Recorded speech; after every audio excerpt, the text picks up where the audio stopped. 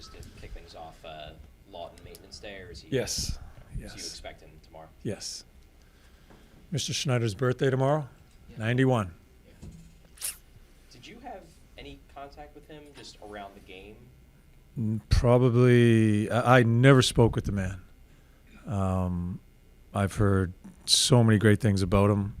Had a playoff series, I think, when he was involved, but never spoke with him. But I've, just through the way people have talked to me about him, I have a special admiration for him. And it goes on daily here, talking about that man. So hope he's resting peacefully, and happy birthday. People talk about how passionate he was. Like, he was pretty unique for being an owner. Just hearing the stories, can you appreciate just how much he loved hockey in Philly? Well, I think that's what.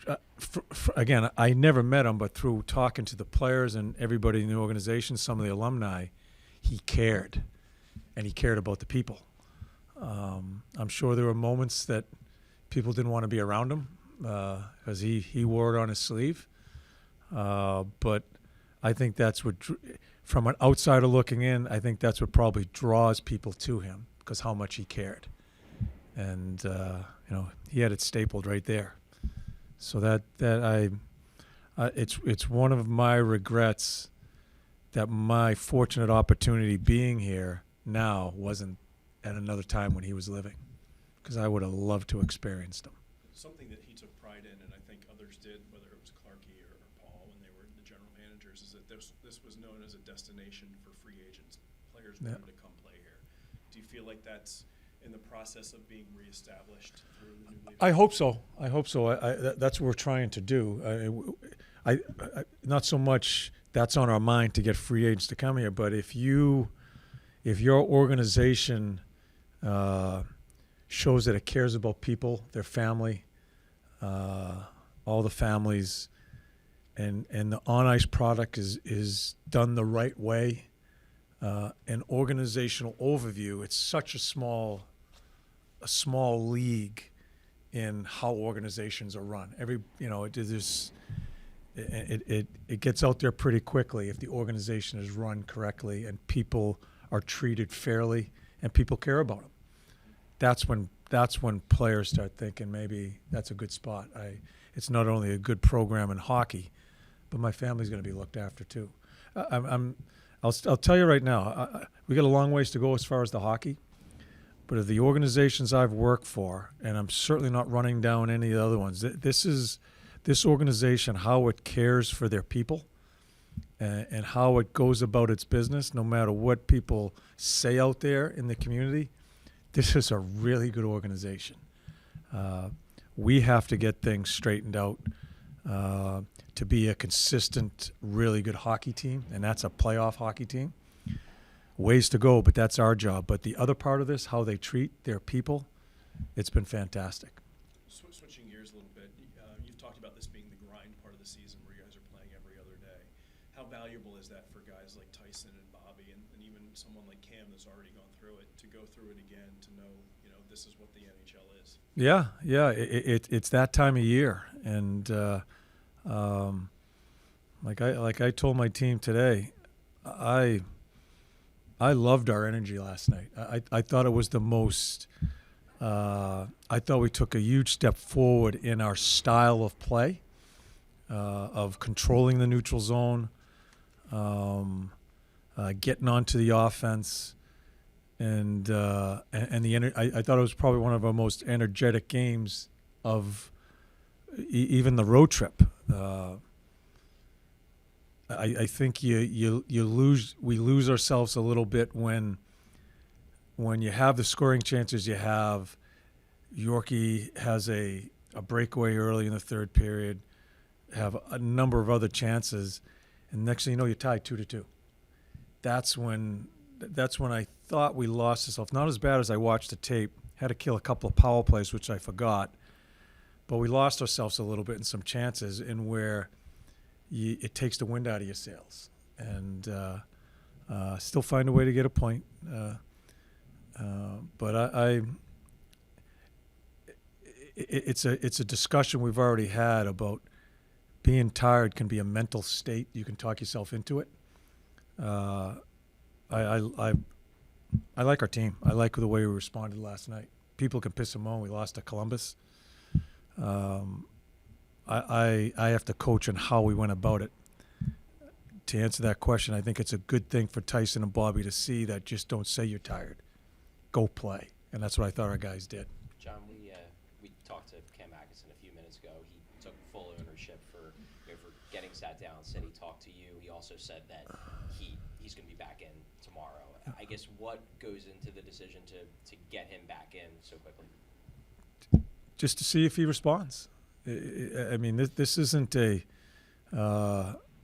I hate you, you're never playing again type of thing. It's we need to get some sort of reaction because it's been unacceptable. I'm not going to go into why and all this. And it's not just the stats. I mean, it's easy to look at he hasn't scored, but there's so many other things that come into play. But, yeah, so we want to see if we respond. Same thing with Frosty. See if he responds. So he'll be back in tomorrow, Joe? Frosty will be back in, yeah. He said it was important to keep a positive front that because young players look to those guys like him and Sean and some of the others that you want to keep that positive vibe in the room. I don't care what front it is. I really don't care. I want him to play the proper way. You talking about Cam? Yeah. I want him to play the proper way. I don't care what you do. When we play tomorrow, I want you to play the proper way. Same thing with Frosty. I believe Cam said he's been benched by you before Yep. Columbus. Have you seen a guy that typically responds? He responds, yeah. Listen, I'll go this far with you with Cam. I have too much respect for him to let him continue to go down the road he was going. And it's not one thing. Coaches don't bench players for one particular thing. I have too much respect for him, and I'm very close with him because we spent so much time together. And I cannot let him go down the road any further. And we'll see if he can kind of U-turn a little bit here and get back on the right road. We talked a lot about like the mental aspect of playing, and you just mentioned now, yesterday with the mental aspect of being tired and it gets into your brain a little bit. And with Cam also, like, how do you maybe balance that as a coach, the mental aspect too, of maybe because he missed a year, he's not playing well right now. Like, how do you balance all that? I do. from that perspective? I do. That's why I've been as patient as I have been. And but again, Cam and I had a very frank conversation, as we always do. It's just wrong, and I'm anxious to see how he reacts. With Coots and him, it's always on our mind as far as what they went through as far as their injuries. The road he's gone down, I don't think has anything to do with his injury. You've talked about, especially with the younger guys who are trying to develop, guys like Z, guys like Bobby Brink, that they can benefit from a reset, from watching from upstairs and whatnot, focusing on things in practice. Do you think longtime veterans like Cam can benefit? Absolutely, absolutely. It's just, I think sometimes if it works out and you win a game and you're kind of not involved, especially a veteran guy not involved, that's the fun part for them after the game, celebrating a win and all the stuff that goes with it. You're kind of an outsider. No one wants to be an outsider in such a tight room that we have here. And absolutely, and you can cut it even to where the young kids have to watch other people play. Certainly can help veteran players. Athletes, we want it all the time out of them. We want them perfect all the time as coaches. It doesn't happen that way. When you get further and further away and the struggles continue, other things start creeping in. It's always good to sit back and watch other players play that are playing the right way to learn from. Whether you're a veteran, midline guy, or a rookie, it's always good to watch how some guys that maybe that you have a tremendous amount of respect for how they're playing helps. It does. Watching helps in such a long year, an 82-game schedule. It's such a long year for these guys. So that long-winded answer, absolutely, it can help anybody. Has it gotten to the point where maybe guys don't play 82 games anymore, kind of thing, because to get that bit of a break and to help watch and to not even being a scratch because of maybe poor play, but just to get them breaks? I think it's not, as far as a coach, as far as kind of From a coach's point of view, I think there's sometimes that a guy just needs a break, depending on the situation. This coach here, I don't think anybody is 100% when you start getting into the season and playing all these games, but as long as you're giving everything you possibly have, that's what I look at. And we've got such great athletes, not just on our team, but through the league. That happens quite a bit. It's a good league that way. I think we're in a cycle of what hard work is. I think you have to define what hard work is with some athletes in all sports, quite honestly. But once you get that definition down, I think we've got great athletes in our game. It's making sure you get the definition down, because I think they have, in the generation that we have now, I think we have other people talking to them that it shouldn't be you're okay. You don't need to go up another level. They're getting the wrong information, I think, sometimes. And but once they get the right information, and it's the standard, and that's what we're trying to build here, basically, it's pretty consistent through the league. Well, how would you define hard work? There's no definition for hard work. There's no words that define hard work.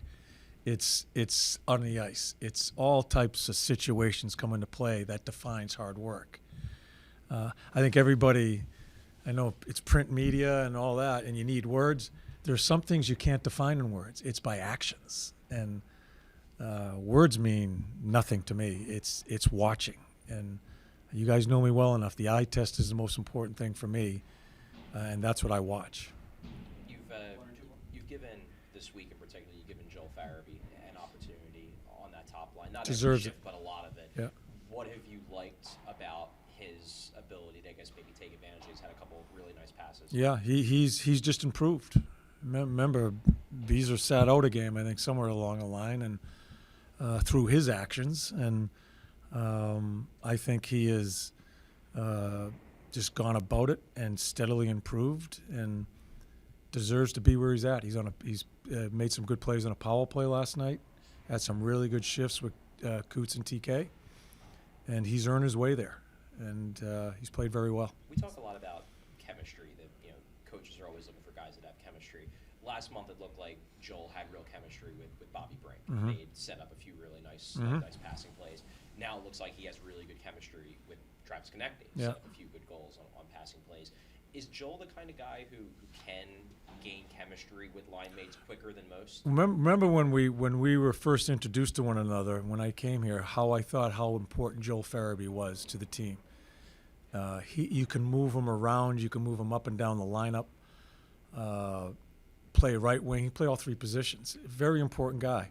I think he's showing us a little bit of that right now. And I thought for a bit he was inconsistent, as athletes are, but I think he's found himself. When he missed a game, we didn't really have much of a conversation. I just thought he said, you know what, didn't come to me, didn't say a word to me. He just went about it and tried to become better, and he has. And I think we're getting some of the fruits of what I thought he could be for a team, in not only helping himself but helping other people. And pretty important guy when you get into utility the way he can be. Is there any frustration with Frost as far as the message getting through? I mean, does he understand? No. We've been very honest. Yeah, met with Frosty today again, and Frosty is. I'm not going to give you the information, but had a really good. I'll give this to you because I want to. It's a big step for Frosty. He came to me for a meeting. Because of the way the situation was with no practice and stuff after the travel and all, I couldn't get the guys face to face. I talked to Frosty on the phone, letting them know what's going on with the lineup. Well, I talked to him on the plane, then I talked to him on the phone for reasons, so he understood. Today was really a good, honest conversation of what's happening now, and just kind of big picture stuff. And he's the one who wanted the meeting. For me, I was thrilled that he came in and wanted to talk and gave me some of his thoughts. and not agreeing. That's a huge step for me with Frosty, is him coming in and saying, you know what, this is what I think. It's so important that players do that. And it creates a little bit of a path for him and I as we try to go through this. The power play made some changes obviously yesterday because of Yeah. being out of the lineup, but you put like Travis Sanheim in the right circle. Yeah. You moved around a couple of, Samula went up to the top power play. Yeah. Just your thoughts on maybe the new configurations, if Liked it. those stick, and how do you balance the frustration of having such puck control, especially on the 5-on-3 and not scoring? Yeah, it's a very important part for us, is not to look at it half empty, look at it half full. I think for our team too, and where we're fluttering here a little bit and struggling to get our points, although we've found a way to get some points. We knew it was going to be this part of our schedule was going to be hard. This is where we've got to be really careful how we coach and not pick them apart. We're going the other way, because I love the way we played yesterday. And a lot of people said, even in the after the game, we kind of ran out of gas in the third period. We didn't run out of gas in the third period. Our start to the third period was good. The first 10 minutes were good. Had to kill a couple of penalties. Where we ran out of gas were the last 2 minutes, when or not ran out of gas. Energy-wise, we were great. But when you're in 2-2, when you think you should be really winning that game, that's when it works on the athlete. It kind of knocks you down. When Sanheim missed TK with the pass going up the wing, if you remember, and hits Derek, the linesman's skate, and it comes back in our end zone, that's when they end up off a face-off. They end up getting a couple of chances. That's when we kind of lost ourselves. We could have lost the game. But like I told the team, I love the way we played. And if I wanted the extra point, sure we did. But I love the way we played. And I am going to coach the team on how we played. And I think it's a very important part of our schedule here is to go about it that way. So I don't have a complaint at all as far as how we went about our business yesterday. Damn, would we like another point? Yes. But we didn't. But I thought we played a really good game. What about the power play? Is that the question? That was the question. Yeah. I like the way the power play played. It generated a number of really good scoring chances. Didn't score. But I am not going to come down on them. Everybody knows they know they're 32nd in the league. They know they haven't scored goals. They don't need a coach telling them that. They need a coach trying to help them. And I like what Sandy did on the right side there. And I think Z has been really good running the power play.